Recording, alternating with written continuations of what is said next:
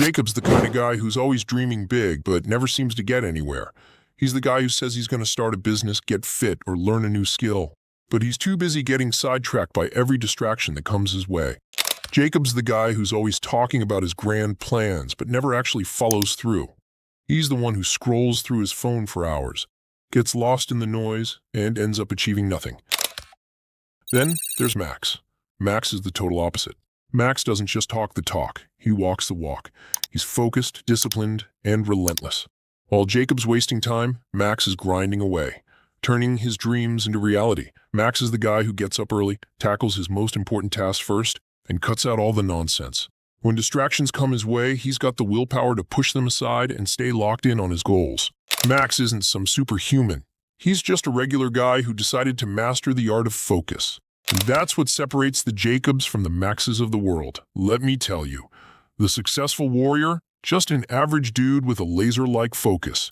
That's from Bruce Lee, and let me tell you, it's the truth. The people at the top aren't some kind of superheroes. They're regular folks who got obsessed with their goals and didn't let anything else get in the way. Focus is everything. I don't care who you are or where you're from. If you don't have focus, you're playing yourself. You can have anything you want in life, but only if you drop the excuses and go all in. Stop lying to yourself about why you haven't made it yet.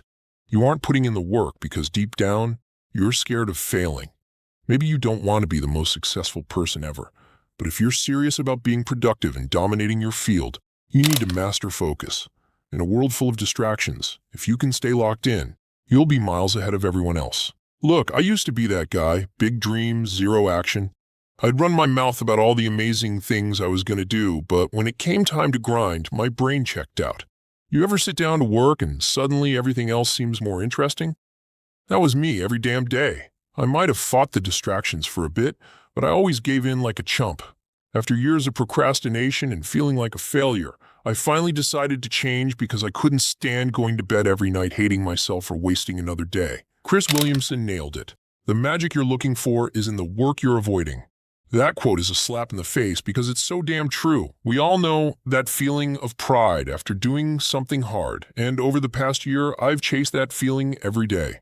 Thanks to Andrew Huberman, the book Asterisk Deep Work, and a few other game changers, I've reprogrammed my brain to focus.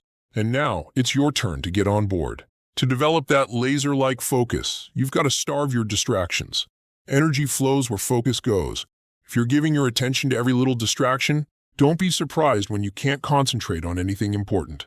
Cal Newport says even answering a quick 2-minute call during focused work can cost you 20 minutes of productivity. So imagine the damage when you start scrolling through your phone during work. Next time you're about to give in, remember this. By starving your distractions, you feed your focus. And one of the best strategies I picked up from Cal Newport's Deep Work is exactly that, setting up deep work blocks. These are times when you cut out every single distraction and focus on one thing only. Andrew Huberman says the ideal length for these blocks is around 90 minutes, because that's how long our brains can stay in beast mode before needing a break.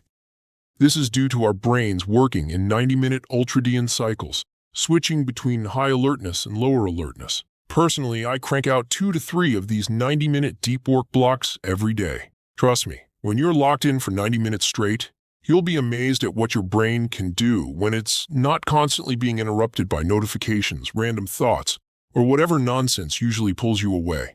Here's the kicker. The more you focus, the stronger your focus gets. Focus is like a muscle. You hit it regularly, it gets stronger. When you start this process, yeah, it's going to suck. You're going to find your mind wandering like crazy. Guess what? That happens to me too. But the more you practice pulling your attention back to the task at hand, the more you'll build that focus. And this is exactly why meditation has been a game changer for me. Yeah, I know you're probably sick of hearing about meditation, but let's be real, it works. Meditation trains your brain to control impulses and distractions.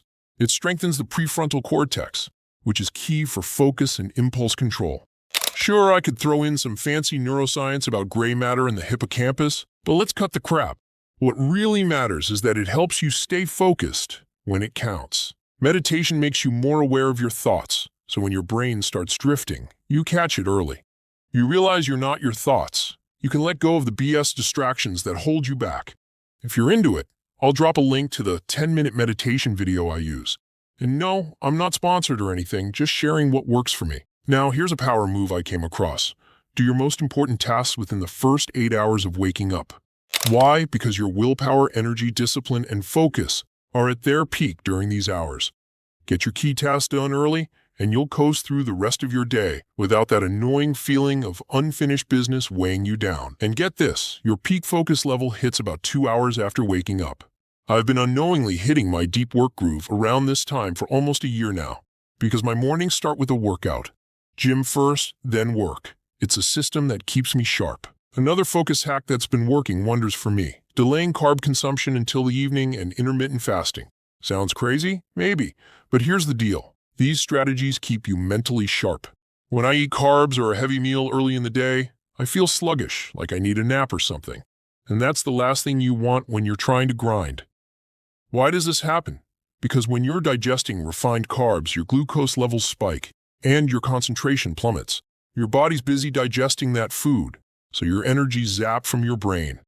And look, I'm not telling you to starve yourself or cut out carbs altogether. I've got a window from about 3 to 9 p.m. where I chow down, and I still hit my protein right after the gym in the morning. Gains don't wait. But the point is, find what works for you. Everyone's got their own rhythm. If delaying carbs or trying intermittent fasting helps you stay focused, give it a shot. It's about optimizing your energy for when you need it most. Now let's talk passion. If you're passionate about what you're working on, focus becomes a whole lot easier. You'll face less resistance to diving into your work. Like Alex Hormozi says, find something that feels like play to you but work to others. That's your golden ticket. When you're playing while others are working, you're in the zone, smashing your goals while they're dragging their feet. I always tell people, if you want to figure out what that thing is for you, ask yourself, what would you do if you were guaranteed to succeed and nobody would judge you? That's it.